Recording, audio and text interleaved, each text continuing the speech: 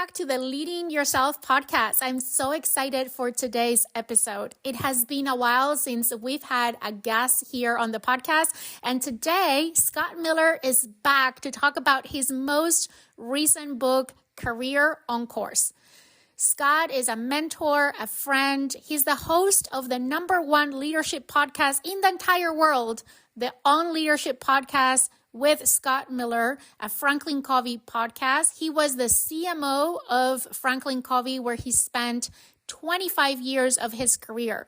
Now he is an entrepreneur, an author who has published multiple books, including this last one that you're gonna love. So let's dig into today's episode.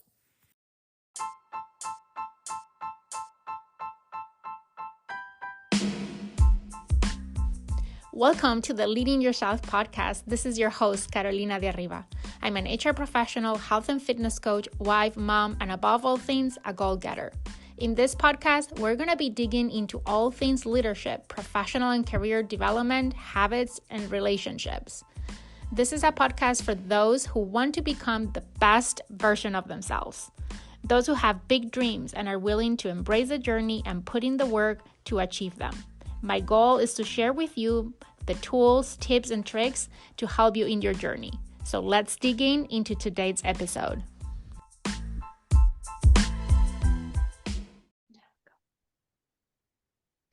Well, it's such a pleasure and a privilege to have you back, Scott, here on the Leading Yourself podcast.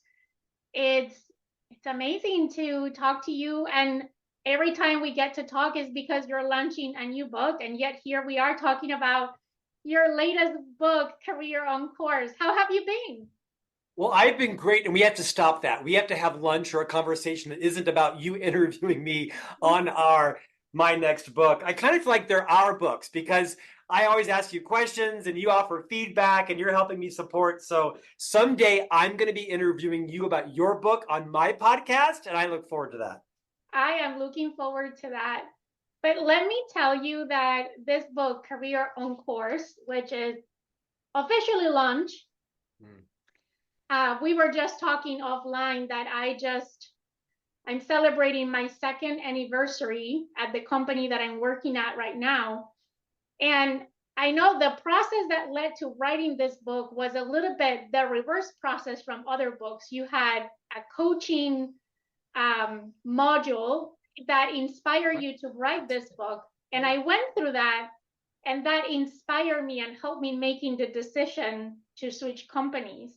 We're going to talk more about that today, but I want to tell you that I'm here today and I'm celebrating 2 years and really happy with my career move because of the advice I got from you through what now is your book, Career on Course. You are the first podcast host that has ever said that, because I don't think most people know that it was initially a course called Ignite Your Genius that several thousand people and companies put their employees through. And then a publisher approached me and loved that course and renamed it Career on Course, which I love. And so you're absolutely right. The book is the result of several thousand people attending the Ignite Your Genius course. And so thanks for reminding me. I actually hadn't talked about that in a few months or so. Yeah, which was a great course. And you even were offering live Zoom calls for anyone who wanted to join. So I know that this book, even though it just launched, it has already impacted thousands of people. Thank you. With the content.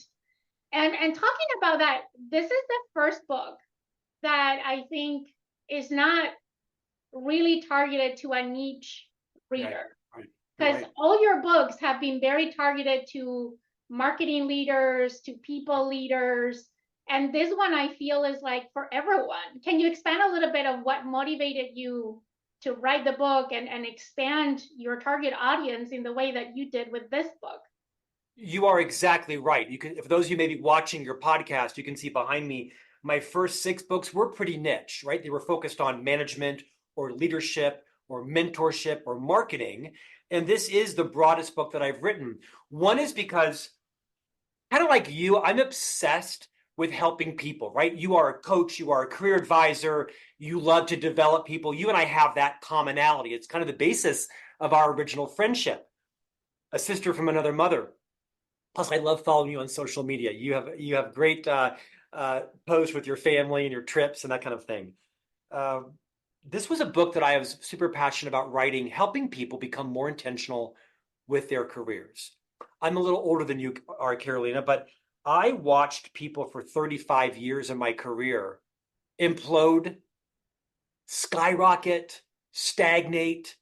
And as I started to research them formally and informally, I realized that so many people's careers are accidental. Jumping here, running there, chasing that, running from this. And they're fairly episodic and way too much serendipity, in my opinion. And then I codified the people that had great careers, meaning they loved their jobs, they had influence, they were earning great money, they built a great steady trajectory, they were in control of their careers, had commonalities, right? They had a plan and they worked that plan. They did not give their career up to someone else. They didn't have a victim mentality. They accommodated serendipity, but that wasn't the definition of their career. And so I wanted to write a book that was easy to read, that had worksheets in it to help people take better control of their career. Have a plan or become part of someone else's. Act or be acted upon. And the fact of the matter is, most of us aren't in the room when our career is decided for us by our boss or our boss's boss or just the CFO that says 8% cut. And so I wanted people to take more control of their career, and that's why I wrote the book. That is something that I tell everyone that I have career conversations with, is like, the most important decisions that are going to be made in your career are made in a room that you're not part of. True. It's true. Unless you read Scott Miller's book, Career on Course, and start to take control of your career. Of course, you can't expect every recession, although they're pretty cyclical and you know when they're coming, right? And you can't expect when your company is going to buy a new company and merge it or divest a company. There are outliers in every career. Industries come, industries go, stuff happens. But I think actually you can control the vast majority of it and anticipate it if you're aware, ask good questions, you're well connected, and you have options, which is why strategy 10 is, dig your well before you're thirsty so that you're not caught off guard. I think more careers need to be owned by that person than them blaming someone else or giving responsibility up to someone else. That is so true. One thing, I've been in HR for 20 years and have hundreds, if not thousands, of career conversations with people. Yeah, right. And you can always tell two distinct groups of people, right? There's the people that are waiting for someone to tap them on the shoulder, to tell them what skills to build, what opportunities to pursue, or to give them the opportunities in a silver platter. And you have the group of people that have read your book and are taking charge of their career. I use the analogy being the driver's seat of your career, maybe because I spent 20 years in the auto industry, but same concept, right? Be very intentional with your career, which I love the theme of the book. And, from all the times that you and I have spoke, we think so similarly. We do. But I want to go back to how this has personally impacted me. So, 2 years ago, I made a decision after 13 plus years of working in the previous company to make a career move. And chapter 1 of your book is the one thing that helped me make that decision, which is know your professional values. It was so eye-opened to me, Scott, because I have my personal values. I remember the first time that I identified them was when I took the 7 Habits of Highly Effective People, right? On habit 2, I identified my personal values for the first time. But then you came and said, what about your professional values and how are those in balance? And it was such an eye-opener for me when I start thinking about what are my professional values. That helped me make that decision so clear in my mind.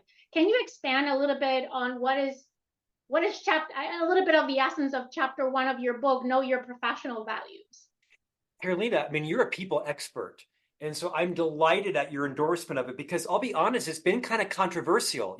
All of the self-appointed values experts have trolled me all over social media because they say, no, no, no, no, no.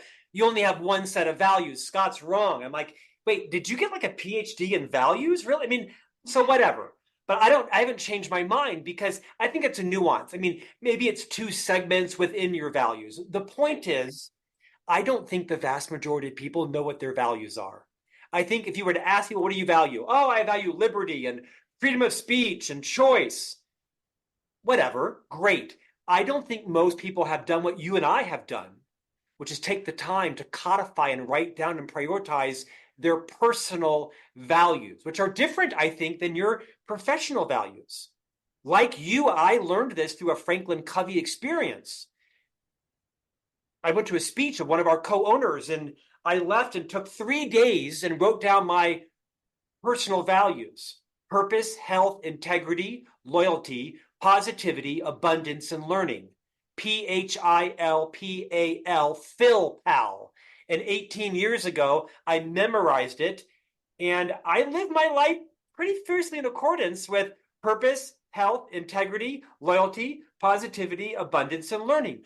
But those aren't my professional values. That's not the lens through which I make all of my decisions. My career isn't my purpose. My purpose, I think, is to honor my creator, keep my marriage together, and launch these three sons of ours into the world with the skills and the conscience they need to thrive. My professional values are maximize my income because I'm the sole provider for my entire family financially. Second is to work with and for a brand that I like and trust and respect. And third is to work with people that I like and love me. And so I advocate that you need a set of personal values and professional values to know when they are in alignment, when they are in conflict, when they will change based on your roles. My values will change. I hope my professional value isn't always to maximize my income. I hope someday my children will be off the dole and I can do things I love, not things I have to, because quite frankly, I work for a living. My avocation isn't my vocation. I like to drink champagne. I can't figure out a way to earn a living on that. And I have to earn a living so I can buy my champagne. You get the point. I like that it resonated with you because it has been somewhat controversial. And I don't shy from controversy. I believe people whose careers are not on course, it's because A, they haven't determined the course yet, and B, they haven't identified what are their values professionally. It might be title, it might be equity, it might be security, it might be flexibility, international assignments, it might be a big budget or an expense account. I don't care what your values are, but you ought to know them, and your career decisions should be made through those lenses. For example, I know people in sales that are in a bit of a career cul-de-sac. They can't get out of it. I'll talk to them and I'll say, but you don't live in your territory and you have a face-to-face job. Well, yeah, but I can fly in, once a month and such. And I say, but your number one goal is to maximize your income as a salesperson? But your number one personal value and family and your life is your family. It's being near your grandfather. I love that. But you can't move to Sacramento, which is your territory, because your number one personal value is family. I love that. But those are in conflict. And you have to decide, are you going to be okay with that? Maybe you're going to move to Sacramento when your grandfather passes away. And they say, oh my gosh, I never thought about that. Yeah, maybe I need different values, or I just need to realize that my personal value is going to trump my professional value and be okay with that until my roles change. Maybe I'm simplifying. I think it's an epiphany for most professionals. Yeah, it was for me. I mean, I do think that the more you can align both, the better. And when you're making decisions, the more you're close to both is important. Right. But a lot of times when you only look through the lens of one or the other, if they're not aligned, you are creating a conflict for yourself. And then you end up being disengaged or regretting your decision. Or not having a strategy. Super helpful right? for me. Yeah. Thank you. My fear, and I know you want to move on, my fear was that people would see this and say, oh, values, another person telling me about my values. I want to be the last person telling the reader, no, take some time, sit down this weekend and really think about what your values are and how does your time align to that, and think about your professional values. What do you really care about? If your number one value is to be on the executive team or in the C-suite or have a VP title or move to Belgium, great. Write it down, codify it, and go make it happen. But don't blame other people that you don't have an international assignment when you're working for a company that has one foreign office. You made your decisions not based on your values. You made them based on who recruited you, how desperate you were, how much you disliked your current leader. I don't know. Yeah, I I'm think that passionate, can you tell? is so true. And I think, like for me, it was an eye opener. It helped me make the decision. But I think also a lot of people that are not clear, because I think this chapter is about gaining clarity, but also being brutally honest with yourself. I love how you very openly say, my number one professional value is income, which a lot of people, for fear of being judged, for Right. whatever the reason, they would never say that. You always hear things like, oh, I'm purpose driven, I'm growth driven. Yeah, but what is true for yourself? Because if you keep telling these things that is not what you really value, you end up convincing yourself of something different. And that is just someone else, right? Making the decision for you. That is so beautifully said. I think it's really important on this topic, and I like that we're still discussing it, is your values are your values. You shouldn't care what I think about your values. You should not pick your values based on if you think they'll sound popular or, I mean, it's a tough exercise. You have to block out what anybody else thinks. Now, if you're married or in a committed relationship, maybe your partner's or spouse's opinion is that, if I said to my wife, my number one personal value is playing tennis, she might say, really? Like, where does the family fit in that? And where does the power bill fit, right? And you get the point. I think you should inoculate yourself against the opinions of others on your values. Second, although my number one professional value is maximize my income, it's not at all cost. I could have gone to work for a company and it could have made more money, but it may not have been a company I respected and worked for and a product I believed in and with people that I loved. I probably could have gone and worked for a hedge fund and maybe hated my job and made a lot more money, but I don't know that I would have had the same friends and lifelong relationships as I had at the Franklin Covey company. Maybe I would have. The point is, it wasn't as if my only value was maximize my income. I wanted to maximize it, but I also wanted to work for a brand that I love with people that I liked. Yes. So good. I want to jump to another strategy that you talk about in the book that I'm personally so passionate because I think is the foundation for everything. And that is self-awareness. You call it study yourself, but I am such a fan of developing self-awareness, and you tackle this from the perspective of career. Can you speak a little bit of the importance of self-awareness and how you can go about getting to know, or as you say, study yourself? Because I think you have some great strategies there that someone who doesn't know where to start, like you have even the templates on the book, like the tools, everything is given to those that are reading the book to really grow their self-awareness. I so feel like you and I are going to write a book together someday. I don't know why that's in my blood, but I feel like you and I see the world very differently from different backgrounds, right? Let me see, 35 years in my professional career. I have interviewed hundreds of people for jobs. I have hired 100 people. And I've had the responsibility of terminating about 20. Tough, right? Some more difficult than others. Yeah. Some were litigious, some were physical. People spat at me, people, grabbed me. I mean, being a leader is tough. It's not for everybody. No. Every single termination was not related to their lack of technical competency to do the job they were hired for. They had the certificate, they had the degree, they had the know-how.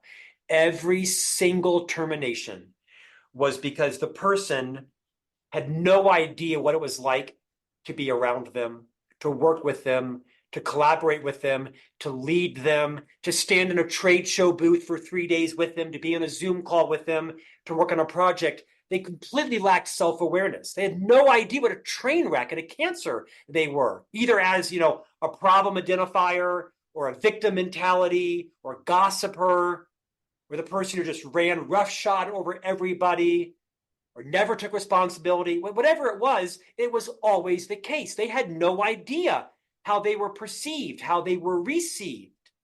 There was a huge disconnect between how they saw themselves. I mean, at least I know I can be fatiguing. I have like this indefatigable energy level. I use my hands. I'm passionate about everything. I think I'm always right. I can laugh about it. I can listen. I can be quieter. I can admit when I'm wrong. This chapter is kind of the opposite of what most of us are told to do. I think we're told in organizations, you've got to be more curious, you've got to be more literate, you've got to know this author and Jim Collins and Liz Wiseman and Susan Cain and Seth Godin and Dan Pink and read all the literature and HBR and Wall Street Journal and TED Talks. And that's good. Do all of that. We all study other people. I know every song Pink has ever written. I know Roger Federer's tennis career. I've read every book Seth Godin has written. But how much time do we spend studying ourselves? What's it like to go to dinner with Scott Miller? What's it like to have Scott Miller as a guest on your podcast? I mean, look at me. I've talked 90% of the time. At least I know it. And so this chapter is about building your self-awareness. And in this, like all 10 chapters, I offer worksheets. This one, I tell people that you should build a team. I suggest a team of 8. 4 people in your personal life, 4 people in your professional life, people you trust, people that are mature, wise, have good self-regulation, are respected, influential people, people that know you. And they all don't need to be your champions. Some of them could be your detractors. Mm-hmm. And you ask them 2 questions. What do I do that delights you? And what do I do that annoys you? And then just listen and document it.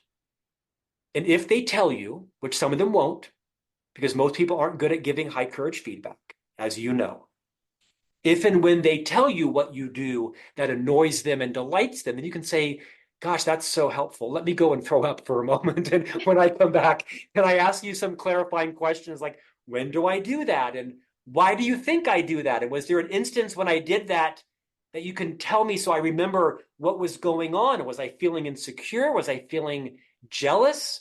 Was I feeling threatened? Or was it just like my natural style that, quite frankly, in some cases is a strength, in some cases it's a weakness, and I just need to be more aware when what I think is my strength, when it's overplayed, it actually hurts people, and it hurts my brand. This chapter is about taking time to study yourself and see yourself more how others perceive you, less how you perceive you. Yes. Huge gap in this for everyone. I know. I firmly believe that in general, we all go to work, because since we're talking about our careers, with the best of our intentions. Absolutely. But how that translates or how other people receive that might be very different than what is in our minds, right? When I left my previous company, the last thing that I did was a 360 evaluation.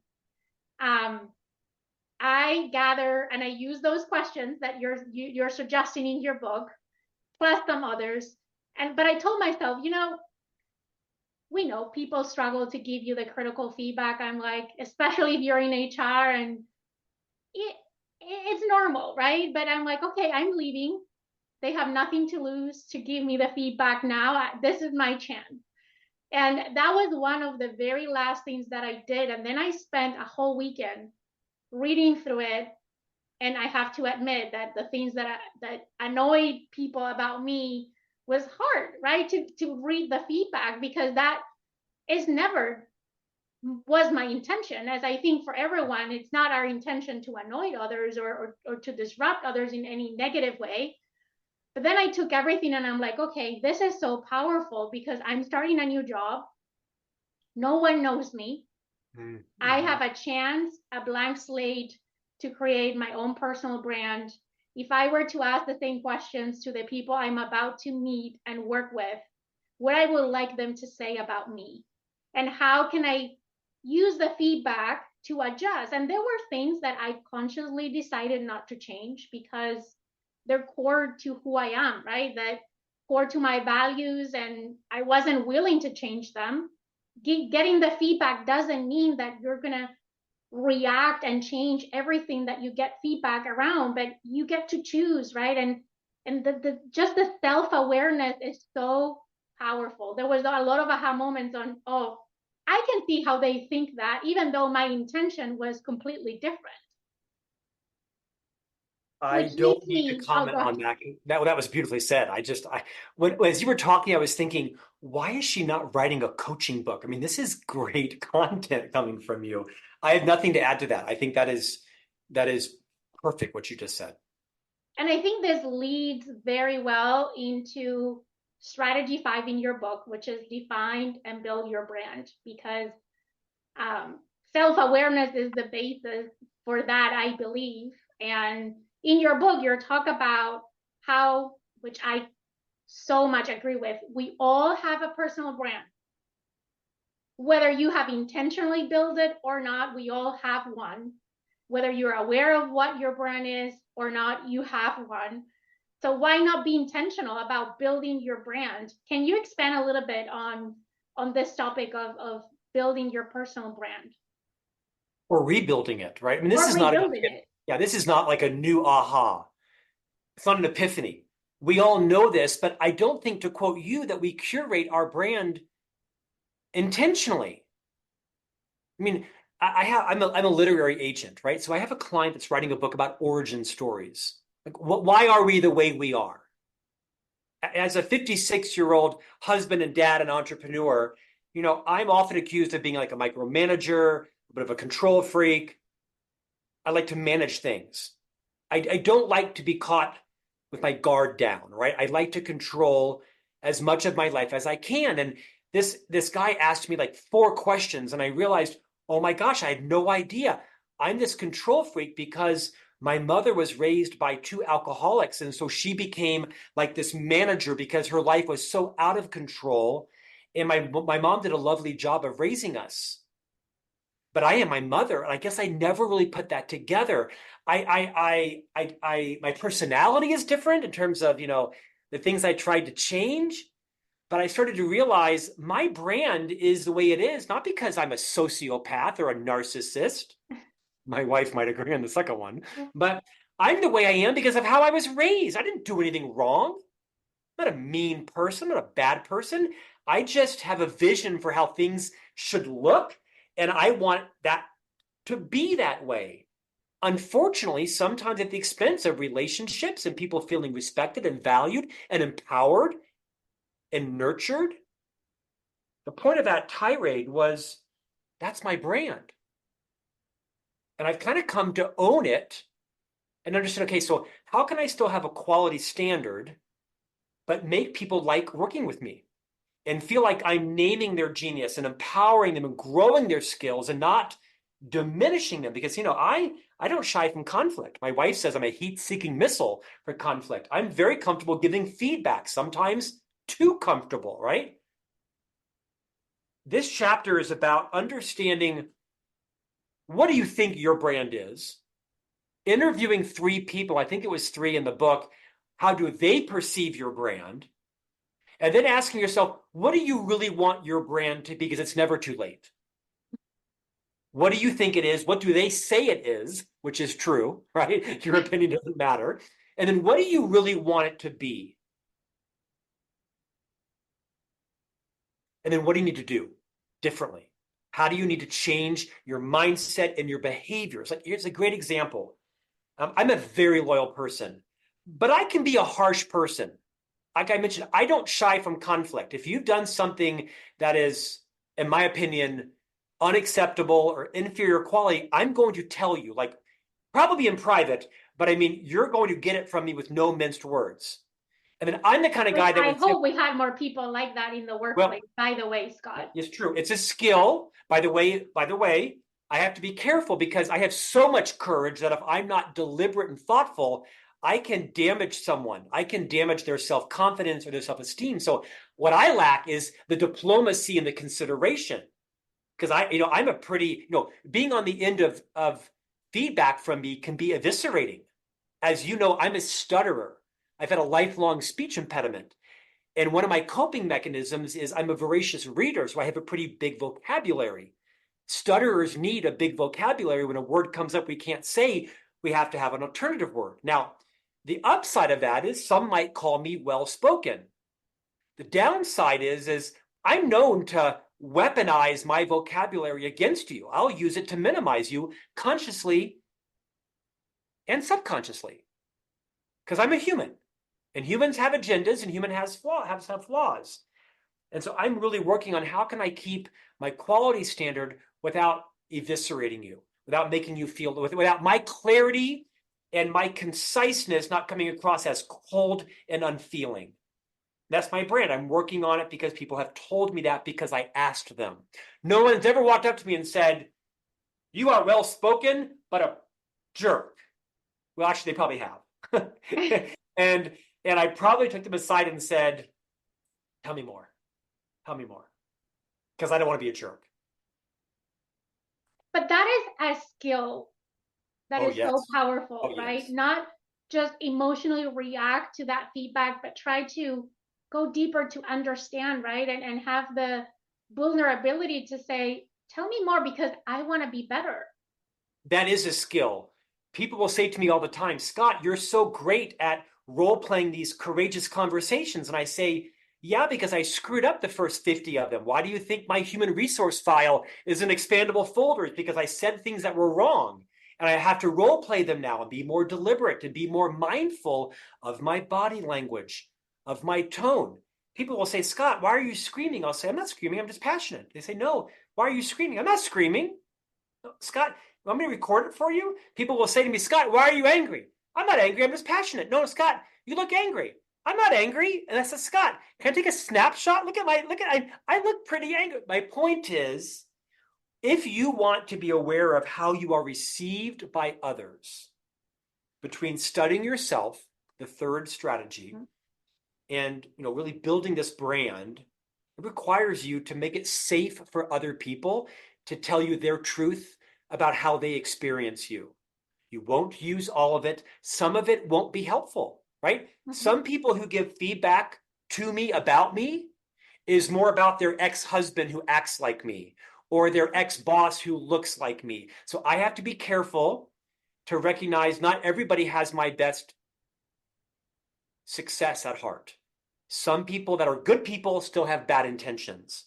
And so I have built a group of people around me that I know have my best intentions at heart, and I listen intently to everything they say about me. I have a coach who tells me she turns off most of the time when I speak because she thinks I'm always in selling mode, persuasion mode, or influence mode. Duh, I was a sales leader for 25 years. I was a chief marketing officer, sales and marketing. Of course, I'm always in selling mode. I'm a literary agent. Right? And so, but I have to be thoughtful around, okay, so how do I calibrate my style, my brand, so that she doesn't turn me off and think I always have, by the way, this is a very dear friend of mine, but she tells me, "Yeah, I'm done with you," because it's like Charlie Brown's teacher. I'm tired of talking to you. She actually would say, "I wish I was talking to you. You do all the talking, Scott." So you got to have deliberate intentions with who you ask to be on your team about your brand as well. Totally. I want to go back. I know I skipped the order of how you structure the book, and there is so much intention on the way you structure the chapters. Like they're meant to be read and gone through the exercises in that order for a reason. But if I go back, one of also my favorites I guess I can say that of almost all of them, but it's how to recalibrate your long-term plan. And I know you and I have talked about this, like when people ask me, what is the one career advice you can give me? One thing, if you could only tell me one thing, I always tell people, think 2 steps ahead. Like Yes. it's never about the next job because that's not the job you're going to retire from unless you're 65 and you're already thinking on retirement. So don't look at the next job as the end of the game. The next role is just a milestone to prepare you to where you actually want to go. And you approach you use different words, but very similar in concept when developing a long-term plan. And by the way, can I say that I'm amazed of the fact, I always tell people your plan can always change. But in your book, you talk about how you wrote yours on a napkin when you were, 23, and you had followed it to a T since then. But can you explore a little bit on this concept of long-term planning? You mentioned at the beginning, you need a plan. How you go about creating a career plan? Okay, half your subscribers just hung up when they realized that I wrote out my career plan on the back of a napkin. It actually was a placemat from TGI Fridays. When I was 23 years old, I was living in Orlando working for the Walt Disney Company, and I'd just been out of college. And I turned over the paper placemat and I sketched out like my 50-year career. But here's the chapter. To quote you, again, everybody I meet, they're talking about what's next. And I say, no, no, no, no, no, no, no, no, no, no, no. You need to think about what's after what's next. You're playing checkers. You should be playing chess. And I'm not very good at either, but I know the rules of both. My boys all beat me in chess.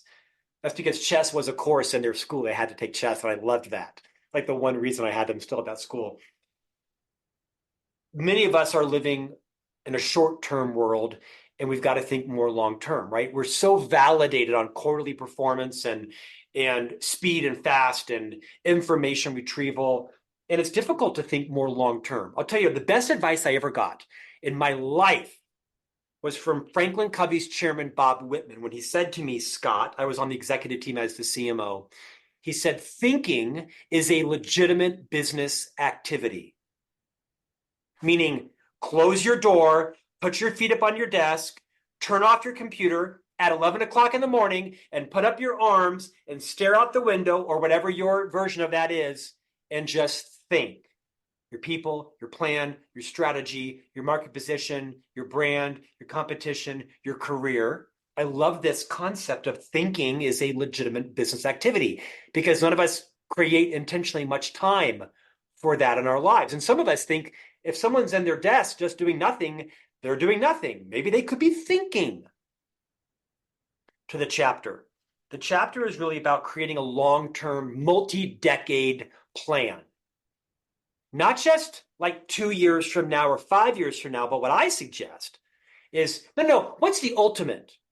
Like when you're 58, do you want to be the CEO? Do you want to be the CHRO? Do you want to be the Western Region Sales Vice President? Do you want to be in the city council? Do you want to be the superintendent? Do you want to be the provost? Like, what is it for you? For me, it was CEO. In my 20s, I thought, I want to run for Congress someday, and I want to be able to self-fund my campaign and not be subject to special interest. Therefore, I'll need about $3 million. Now it's about 12. Just so happens I got married. My wife said, oh, hell no, you're not running for Congress. You have 3 kids. Kiss that dream goodbye. And therefore I did. So I bought a convertible instead. That was my difference between public service. I bought a convertible. My point is, I wanted to be CEO. And so I backcasted instead of forecasted. Well, if I want to be the CEO, I've probably got to be in the C-suite. I'm never going to become the CFO or the CIO. So I became the CMO. And then I probably had to be an EVP and an SVP and a VP and an AVP and a director. You get the point, right? And I probably need supply chain experience and marketing experience and operations and probably some international experience. That's why I went to London for a year and on and on and on. And I put my age, the title, and the compensation at every one of these trench marks. So when I'm 27, I'll be here. When I'm 31, I'll be there. 33, 37, 41, 45, 55. And I put my age, the title, and the amount I wanted to make. And then I wrote out, after interviewing people, I went around Disney and I met people who were managers and directors and vice presidents and EVPs. And I said, what are the skills you had to learn to earn that job? And then that job. And then, like some crazy maniacal nerd, I wrote it all out on a sheet of paper, including all of the talents and skills I had to learn to move up into the next job. And then I just worked that plan for 25 years. And I pulled it out every 18 months and I readjusted. And it actually was more of a linear line than most people would believe. Yes, there was serendipity. Yes, there were some disruptions, mostly done by me, one of the strategies. But at the end of the day, I had a plan and I worked it. And that's how my career was on course. Yeah. I strongly advise people, if you buy the book, there are worksheets for every chapter, including this, that allow you to like sketch it out. And you're not going to do it perfect, right? I mean, you know, Carolina's role is going to change a little bit different, and she might make a title leap, but it might be a lateral in pay, but it's a great investment long-term, and she's going to have a huge jump in pay. Maybe she'll go to Asia for 2 years, never expected that, but that's on her way to the plan. The point is, although it's pithy, it's so true. Have a plan or be part of someone else's. Act or be acted upon. Your career cannot be on course if you don't know what the course is. And it doesn't mean there won't be interruptions, things you never realize, industries that pop up. But those should be the outliers, not the through line. Yeah. I mean, I take my hat off because I thought I was a planner nerd when it comes to my career. But then when I find out about you having my age, salary, all of these details on your plan, I'm like. But, you know, can I tell you, I'm actually a fairly spontaneous person, right? I mean, I have no idea. So, and yeah, I mean, you know, I might buy a car this afternoon. I might choose to sell our home. I might choose to, you know, I'm a very spontaneous person. But I realized by watching all these careers in my 20s, my deduction was that the people who seem the happiest, that are the most in control in their career, are the ones that are closest to having a plan. Mm-hmm. They have their eyes set on something. It isn't just, and they weren't like these they weren't these, you know, wildly ambitious people. They just understood how the process works. You don't make it to the C-suite because of any reason other than you earned your way there. Yes. And the way you earn your, I mean, in a public company, I don't know anybody who vaults into the C-suite. I mean, you know, and by the way, I'm not a very patient person, but I understood in this company, here is the culture. And so I'm going to have to adapt to understand their plan. And if it doesn't work for me, then I need to leave, but that's how it works there. And so because I was clear on my professional values, I was able to exercise maybe a little more unnatural patience, and it worked out beautifully for me. And if everybody knows the real story, you know, Franklin Covey Company is a Utah-based company, and although a public company, you know, I wasn't exactly the typical Utah guy, if you know what I mean, from Orlando, Florida. And so I know the first time you and I met, I asked you very direct, probably out of place question on, you don't seem the person that fits in the Franklin Covey culture. Well, I didn't. This is a company that I am an unabashed ambassador for. I don't work there anymore. I still consult for them and advise them and host 2 podcasts. But you're right. I was a total fish out of water for 25 years. You know, Utah is known as the state where it's predominantly populated by Latter-day Saints, known colloquially as Mormons, right? I was a single Catholic boy from Orlando, and these were people that were married, right, when they were 20s with 5 kids. I had great mentors in the company. Your religion does not matter at the Franklin Covey Company, nor does your race or gender or sexuality or orientation. It doesn't matter. But companies have cultures, period, right? And I was able to understand, okay, what do they value here? What do they value? And can I get close to that without being disingenuous to who I am? And I think there's wisdom in that, right? I think listeners, you might need to make a little more concessions than sometimes you're willing. Not on your ethics, not on your, you know, your black or whites, but companies have cultures and they're hard to change. And the most successful people are those that understand the culture, understand how stuff gets done here, what types of behaviors are valued and what types aren't valued. Quite frankly, I was probably a big mismatch for Franklin Covey culturally, but they knew my work ethic, my intent. I made a lot of sacrifices. I moved like 5 times. I worked very hard. And I'll have to tell you, emotionally, they rewarded me for it. The CEO and the chairman took great care of me, and we're very good friends to this day. With lots of disagreements, right? I mean, I'm a fish out of water there, but I love them and they love me. Yeah. Mostly. One thing I want to add to what you just said, because I think, again, all these chapters really resonated with me. I always tell people, you should be working now, not on the skills that you need now or in the next role, but 3 years from now. Like when you have, for me personally, right, when I have applied to a job, I always felt confident because it was in my plan. And I had worked on the skills that I needed to do that job probably 3 years ago. I think in 3-year cycles, which they're getting shorter and shorter now, right? I think we have this need to reinvent ourselves more frequently now that we did when I started my career. Yeah. And then there's this other layer of the company culture and the unwritten rules of the company, right? What is required and expected for you to get to a certain place, and getting to know what those things are, and then making the decision, to your point, am I willing to do those things or not? Yeah. Like moving internationally, like, relocating, things like that, that a lot of times people have these ambitions to get to be the CEO or the CFO or whatever the role is, but they're not willing to do what the company expects of someone that would get there. And I think the earlier you get to know those things and make the conscious decision of, is this something that aligns with my values? Is something that I'm willing to do? The better. Otherwise, you find yourself in a point of, you basically disappointment. And the only one's fault is yours for not having analyzed that, right? And make that conscious decision. You let someone else make that decision for you. I have nothing to add to that. That was beautifully said. Truly. Okay, I know time is going by so quickly. I have so many questions for you. There is one more thing, or we can chime a lot of things. I hope that everyone who is listening, they're starting to see how these things come together, yes, right? They're not isolated. Right. It's a puzzle, and you need all the pieces to have your career on course.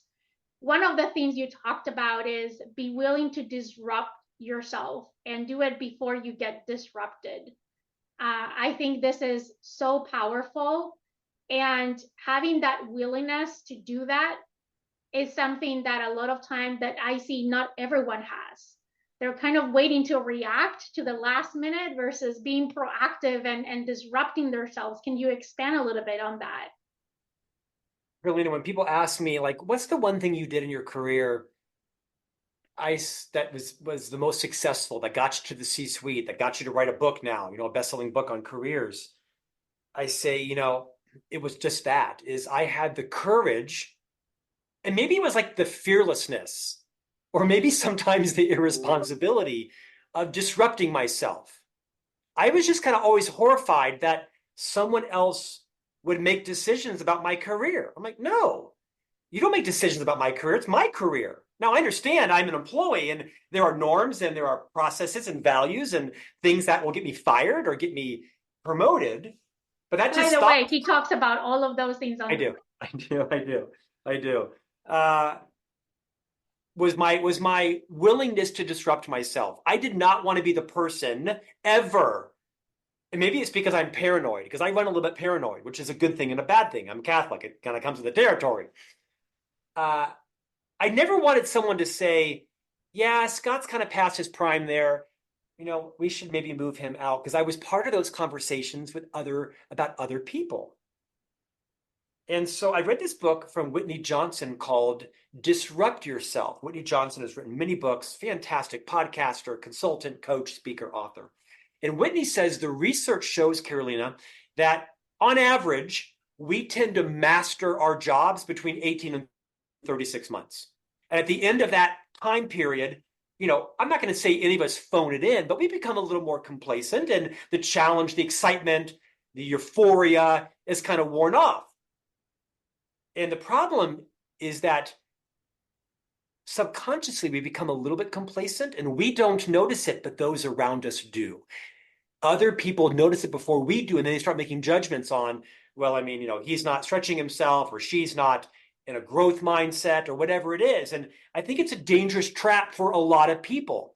I hope those that are still listening to us are tuning in tight right now. You probably don't think this applies to you. Oh, it does.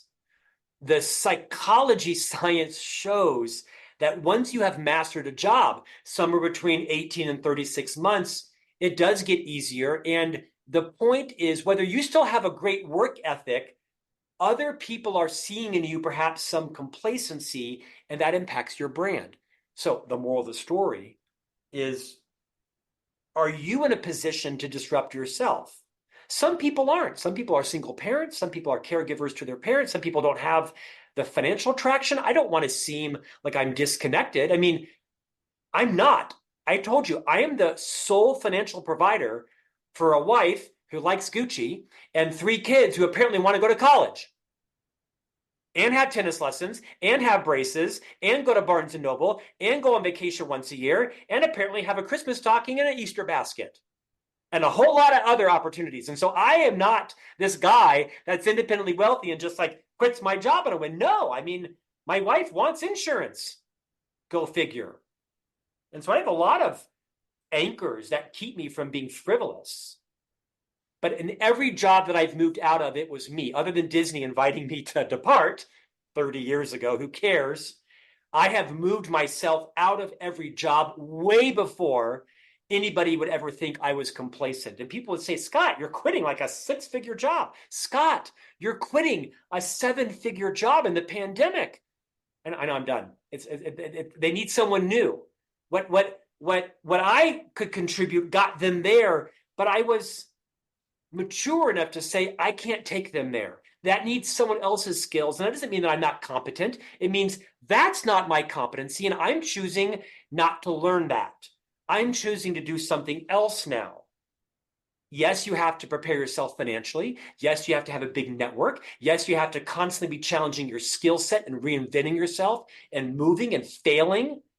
I have failed my way to success 100%. And even that's probably debatable, the success piece. I'm very comfortable talking about it. The lesson in this one is you're going to be disrupted. And some of you can't control, but I think you can control the vast majority of it if you keep your ear to the ground, you build a network, you reinvent yourself, you see the writing on the wall, and you are the person that says to your boss, I'm really proud of how I've gotten us to here, and I see we need to go there, and I'm not sure I'm the right person, or that's the best use of my talent and passion and energy to learn that. I don't want to jeopardize my income or my position, but we probably should talk about what does my path look like, because I'm not sure that path is right for you or for me. Can we talk about what else could be available? Now, that might not be a conversation you can have with your boss because she or he doesn't think holistically, doesn't think strategically, doesn't have the elasticity. You may be in a small company, right? There's not a lot of upward mobility in a Subway shop. So choose your declaration carefully. But if you choose your leader carefully, you'll work for someone that says, wow, that is a really bold conversation. You didn't just quit your job, but you're thinking about the business as much as you're thinking about your career. And I honor and value that. And I'm telling you, 90% of leaders will say, oh my gosh, where do we put Carolina? Because quite frankly, we all kind of knew you weren't right for that. And we've been talking about that, but we kind of hope you'd rise to the occasion. But thank you for acknowledging it. Oh, we're so going to find the right role for you because we want your self-awareness and maturity in this company. Oh, you're going nowhere. Let's figure out where to get you.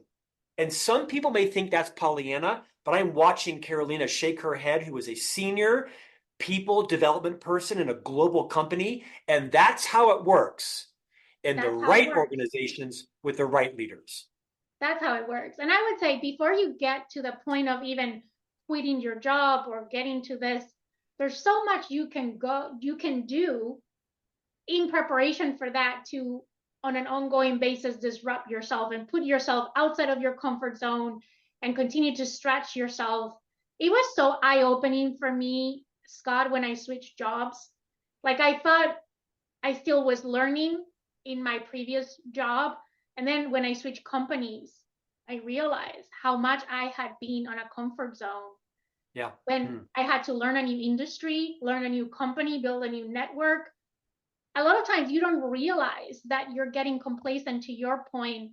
And there's a lot of things you can do without taking this, I'm going to call it drastic decisions, Yes. to Yes. prepare yourself for the Yeah. time when you're ready to make the decision. Beautifully said. I know our time is coming to a close here. This is also a great conversation for leaders. All of your talent is up for bid right now on LinkedIn. If you don't think every one of your associates is being courted and recruited, you're delusional. They're all being courted and recruited. And so before one of your employees is thinking about disrupting themselves, go to them and have these conversations and say, how are you feeling? What do you see about your future? Is this the right role? By the way, some people will be paranoid and say, is it not? Are you firing me? No, I love you and I care about you and I want to make sure we have all the talent in the right place. And if you want to stay in this, man, I'll be your champion if that's the truth. But leaders, listen to me. All of your talent is being recruited right now as you're listening to this podcast. Every one of your people, whether they're doing it proactively or reactively, there still is a hot labor market for in-demand talent, and they can afford to pay them more because you've made all the investments and you've trained them and matured them. So of course they can offer more money because you've done all the hard work investing in your people. Don't be asleep at the wheel. Don't be afraid to have career conversation with your people to say, how's it going? What are you feeling? What is your future? What is your 5-year plan? How can we be a part of that? Because I think, again, to use the phrase most leaders are pretty good at recruiting talent. Most leaders suck at retaining talent. So well said. I know we're up on time. I can speak with you for hours about this or any other topic. Thank you so much, Scott, for being here one more time on the podcast. As always, I always enjoy. It's a pleasure talking to you. I always learn from you. You're a great mentor.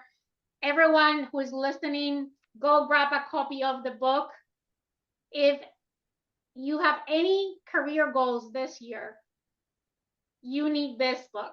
It's the roadmap to be intentional about your career. Thank you, Carolina, for your friendship. Thank you for the spotlight. I love our conversations. I just think there's a collaboration in the future. We got to stay in touch outside of you helping me spotlight my new books, which I'm super grateful for. Thank you so much. No, thank you, Scott.